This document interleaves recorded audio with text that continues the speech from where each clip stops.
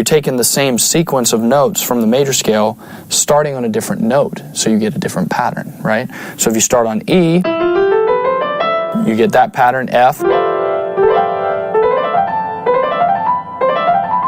So all those are like different scales, but we call them modes. Phrygian would be the one I played that's the third mode of the major scale. So if you take any major scale, you start on the third note, and you work up, you get this. So that would be technically E Phrygian, but we have C sharp Phrygian, right? So that's these notes. If you want to understand, okay, well, so the modes of the major scale come from a root major scale. Well, what is it? Well, if Phrygian starts on the third note of a major scale, which is C sharp, well, if you count backwards from C sharp, so A is the 1, 3, 2, 1. So it's bass, it's the like root major scale of C sharp Phrygian is A major. But it's A major starting on C sharp. So it sounds like that. So you'll see that you could call this chord that because this voicing comes from notes from that mode. All those notes are in A major.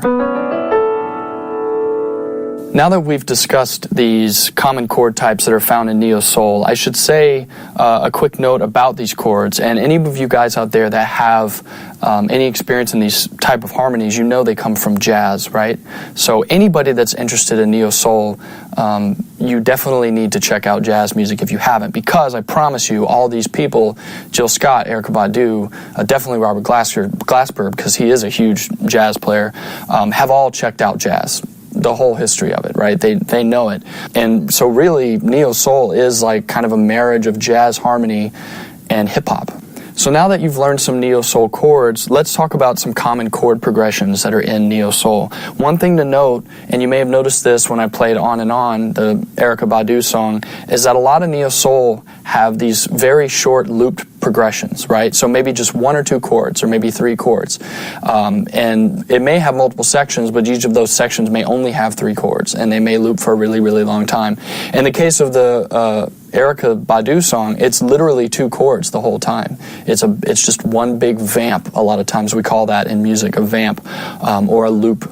And it's not to say that the songs have less. I mean, they still have choruses and verses and pre-choruses like a lot of other pop songs, but the chords are just very simple. And the songs change a lot of times because of the orchestration and the singers. And there's a song Brown Sugar by D'Angelo has this really cool, like, layered vocal harmony that comes in, I believe, on the chorus. And it makes it sound so different, even though that song is the same 4 chords pretty much over and over and over the whole time. So let's go into some common chord progressions. Now, I mentioned before a progression called the 5-1. 5-1 is perhaps, I don't know if you were going to call it the pillar of chord progressions. It's the biggest, most famous progression that ever has existed. It's been around since classical music, and even before, probably composers before that period that you haven't even heard of, that I probably don't even really know. It's a very common progression, right?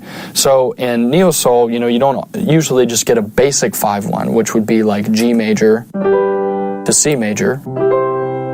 You get more complex ones. But notice about this, if I take G7, which is like a dominant chord, so that's if you have G major, you have F sharp, is your 7 going down to flat 7, remember? So you have G7 going to C. When I play these chords in succession, you can hear how it wants to pull down, right? So you've got, so that F wants to go down to E. And the 5-1 has this feeling of being away and coming home, right? When C feels like home,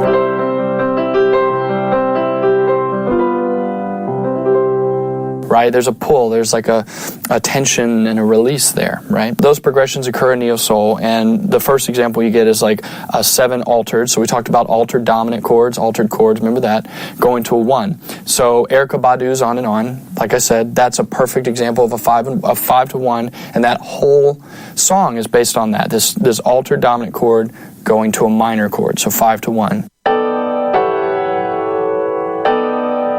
So 5 to 1. And it's the same basic principle as this simple G7 going to C. but it's just a denser chord.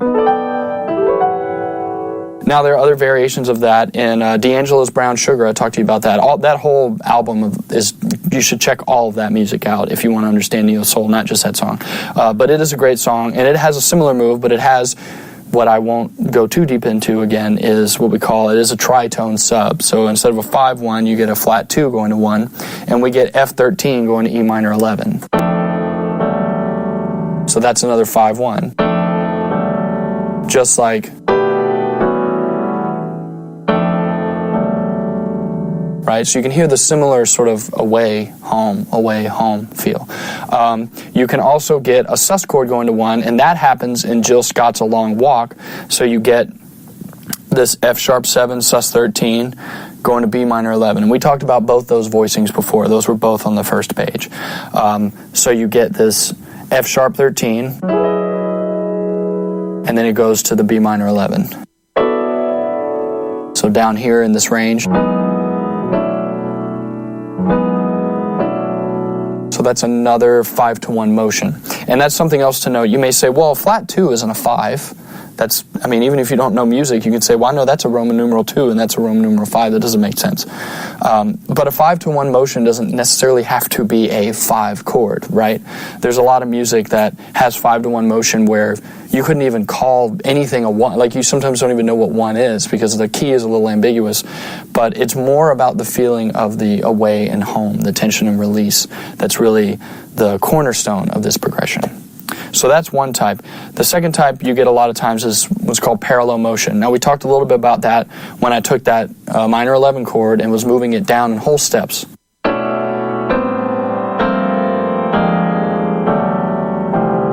So the reason why that's parallel motion is because I'm taking the same chord, the same voicing, taking it, it's just making it stable and just moving it down.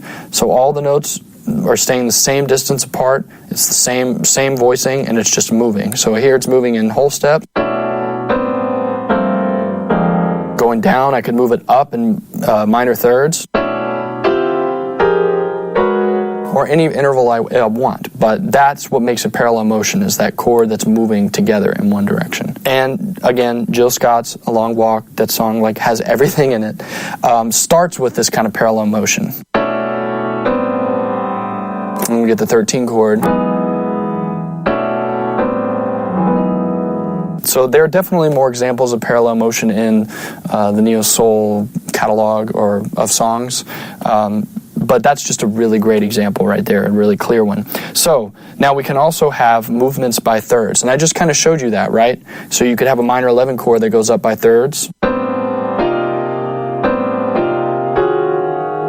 But it's not always the same chord that's moving up by that distance, right? It could be different chord types that are moving by, rather than the interval of a fourth or a fifth, like a lot of these 5-1 progressions are moving. This is 1 to 5 is a fifth. So that would be from C to G. But if you then go from G to C upwards, that's a fourth. So 1, 2, 3, 4. But if you go down to C, that's 5. So, but it's the same. I'm going to the same note, right? Just different directions. So that's fourth and fifth. But you can have movements by thirds instead of fourths and fifths, like we call perfect intervals. So one great example of that, Robert Glasper, Gonna Be Alright. B flat major 7, going to G minor 7, going to E flat major 7, sharp 11. So that'll sound like this. First chord, the B flat, and going down to G minor 7, I'm going to add an 11 too, and then going down to E flat major 7, sharp 11. So this is the whole thing in context.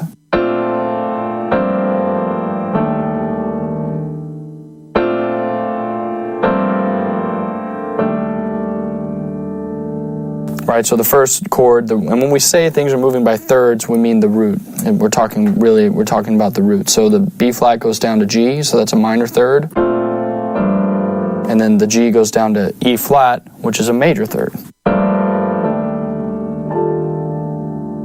So another example of that kind of movement, which is a little bit more colorful, something that makes this sound, you might notice all those chords are moving and they don't really sound very dissonant from one another. There's not a whole lot of change going, and it's because all of these chords really stay in the kind of B flat major area, right? So if you take the notes in all these chords, they amount to the B flat major scale.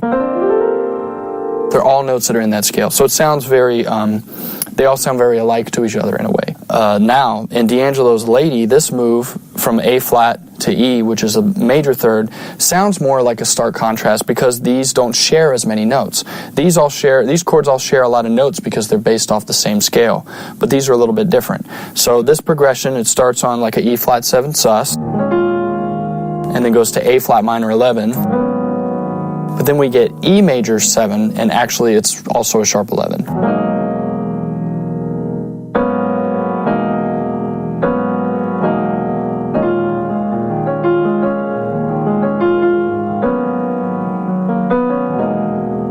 So you hear that move, so A flat minor 11 to E major 7 sharp 11. And they do share some notes, because if you take the E flat minor 11, the scale that would go with that, if you took A flat minor, which would be kind of like a Dorian mode, and then you changed it to E, there is a note that changes in there. And simply by the fact that we're kind of setting up this E flat sort of mode, right? This sort of like E flat minor sound. And then that E natural, you know, that just changed things a little bit. That took us a little bit out of that sort of comfort zone we were in. Another great example where that happens, and actually I'll skip down to this progression because it's a really good example, is you get to E flat major 7 and you go to E minor 11. Wow, hear how different those are? You know, you can, even if you don't understand what I mean by changing keys, you can hear how there's a shift right there. Those chords, rather than these, hear how those sound, but hear how this sounds.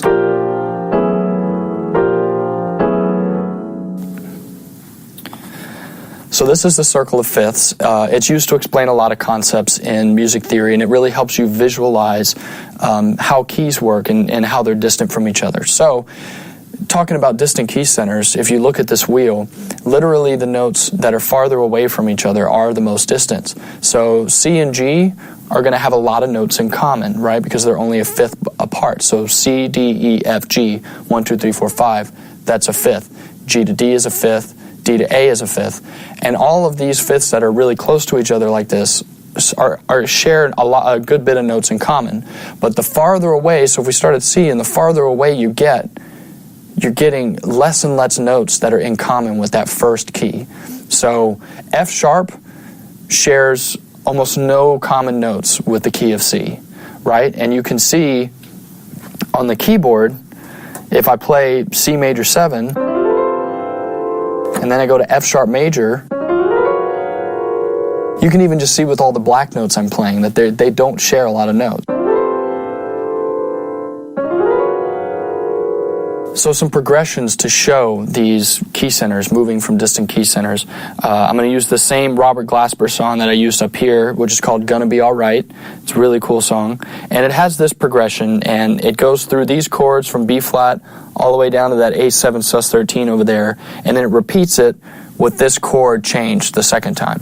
So the first time you get this to G minor, E flat major 7 sharp 11, then to D minor 11. Now up to that point, up to here, we've pretty much just been in B flat major, right? Like I was saying before, that stays in one key. But then when we get to that D minor 11, there's a shift that happens, right? And it's kind of unexpected.